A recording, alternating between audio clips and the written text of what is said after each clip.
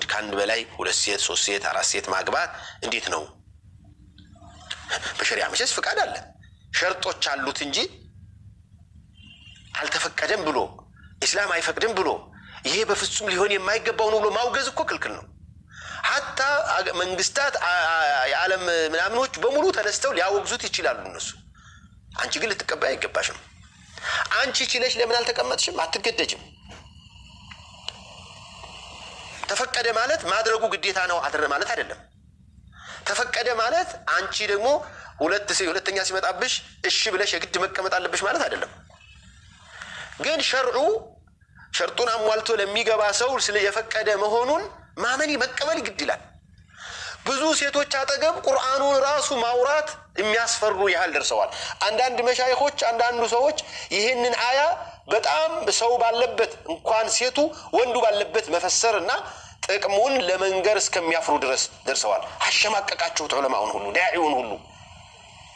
ጀግና የሚባለው ወንዱ ሁሉ እዚህ ጉዳይ ላይ ሲወራ በጣም አንገቱን መድፋት ጀመረ። ተው እባክህ ይሄን ነገር እኔ እባክህ እንዲሰማብኝ አልፈልግም። እየቀለዱም ቢሆን በጣም ነው የሚሸማቀቁት። ወላሂ ልንገራችሁ፣ ይሄንን ህግ አልተፈቀደም ብላችሁ በመካዳችሁ ብቻ ከእስላም ልትወጡ ትችላላችሁ። በቁርአን ነው የተፈቀደው። ፈንኪሑ ማ ጣበ ለኩም ሚነ ኒሳኢ መስና ወሱላሰ ወሩባዕ ፈኢን ኺፍቱም አላ ትቅሲሙ ፊል የታማ በየቲሞቹ ላይ ፍትሃዊ አንሆንም ብላችሁ ከሰጋችሁ የቲም ያልሆኑ አባት ያላቸው ወንድም ያላቸው ተከራካሪ ያላቸውን ሴቶች ብትፈልጉ ሁለት ሶስት አራት አግቡ ነው የሚለው አላህ። እነዚያኞቹ ግን ተከራካሪ ስለሌላቸው ፍትሃዊ ምትሆኑ ይሆን እንደሆነ ነው እነሱን ማግባት ነው። የቲሞችን አባት እናት ወንድም አጎት አክስት ብሎ የሚሟገትላት ያላት ሰው ግን ፈንኪሑ ማ ጣበ ለኩም ሚነ ኒሳኢ መስና ወሱላሰ ወሩባዕ። ስለዚህ ጋብቻ በጋብቻ ላይ አይሆንም አይፈቀድም ሊሆን አይገባውም።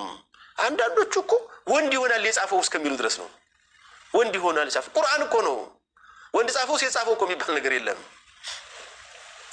ነብዩ አለይሂ ሰላቱ ወሰላም ከአንድ በላይ አግብተዋል። ሌሎቹ ሱሐባዎችም እንደዚሁ አግብተዋል። አግብተው እያለ ቁርአን ምንም ነገር አልወረደም፣ አልከለከላቸውም። 10 ሚስት ይዞ የመጣ ሰው ነበረ በነብዩ ጊዜ። በቃ አራቶቹን ምረጥና ሌሎቹን ፍታ ነው ያሉት ነብዩ ሰለላሁ ዐለይሂ ወሰለም። በነብዩ ብቻ አይደለም የተጀመረው። ከዚያ በፊት የነበሩት ነብያቶችም ሁለት የነበራቸው ብዙ ሚስቶች የነበሯቸው ሰዎችም ነበሩ።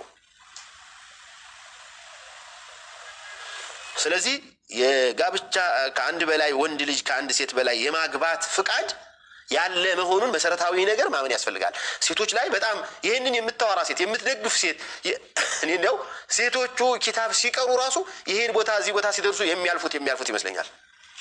አንዷ እንደዚህ ላይ ተቃለች። ቁርአን ስቀራ ይሄ እዚህ ቦታ ላይ ሲደርስ ተሎ ነው የማልፈው፣ መልእክቱን ላለመረዳት ነው ተሎ፣ ምክንያቱም ቁርአን እንዳልጠላ ፈራለሁኝ አለችኝ። ይሄ ታዛዥነትን የአላህን ታዛዥነት የረሱሉ ሰለላሁ ዐለይሂ ወሰለም አክባሪነት ማጣት ይመስላል ይሄና አይ እኮ ስለማልፈልገው ነው። አንቺ ካልፈለግሽ ችግር የለውም እኮ ወንዱም ራሱ እኮ እኔ እንኳን ሁለት ላገባ አንዷንም አልቻልኳትም እያለ ነው አብዛኛው ወንዱ እኮ። አንዷንም ተቸግሬ ነው ሰው ለምን አታገባም ስለሚለኝ የሰው አፈርቼ ነው እንደው አንድ ልጅ ወልጄ የተካው መስሎኝ ነው የሚል እኮ አለ። አንዳንዱ ደግሞ 2-3 ሴት ማግባት የሚችል ማስተናገድ የሚችል አቅም ያለው አስተሳሰቡ ጥሩ ኃላፊነት የሚሰማው ኃላፊነቱን ሊወጣ የሚችል አለ። ሌላ ደግሞ መፍትሄ እኮ ነው። ለምሳሌ አንድ ሚስት ያገባ ሰው አንድ ልጅ እንደወለደች ብትታመም ለግንኙነት የማትሆን ጤናዋ የተዳከመ ግን አልሞተችም አለች። ምን ያርጋት? የሰውዬ ይፍታና ሌላ ያምጣ? ለምን ይፈታል? እሷ በነበረችበት ቤት የታመመችም ቢሆን ትኑር ትቀመጥ። እሱ ደግሞ ጤና አላህ ሰጥቶታል። በዚህ እድሜው ጀምሮ ከሴት መራቅ የማይችል ስለሆነ ወንጀል ውስጥ ከሚገባ አግብቶ መፍትሄ ያምጣ።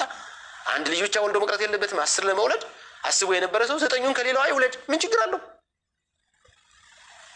የጋብቻን መልእክት ካለመረዳት የተነሳ እንጂ በትክክል ጋብቻ መልእክቱ ትውልድን መተካት መሆኑን ተረድቶ ያለ ማህበረሰብ አይከብደውም። የጭራሹን ማትወልድ ሴት ቢኖረው ምንድነው የሚያደርገው? ሰውየው ሊፈታ ነው? ሊያባረራት ነው? ብዙ ሰው እንደዚያ ነው የሚያደርገው። አሁን ሁለተኛ ለምን አግብታ ትወልድ ስለው በፍጹም የመለያየት ፈልጋለሁ ምን አደረገ? ትወልዳለች መስሎኝ ነበር፣ በቃ አልሆነችም ነው። ላ እስላም ለምን በዚህ ትፈታለች ነው? ምክንያቱም አትወልድም ከተባለ ያኛውም ልጅ ስለሚፈልግ አይፈልጋትም።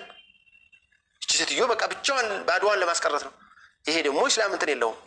እስላም ይሄንን ጋጠወጥ መመሪያና ህግ አይፈቅድም።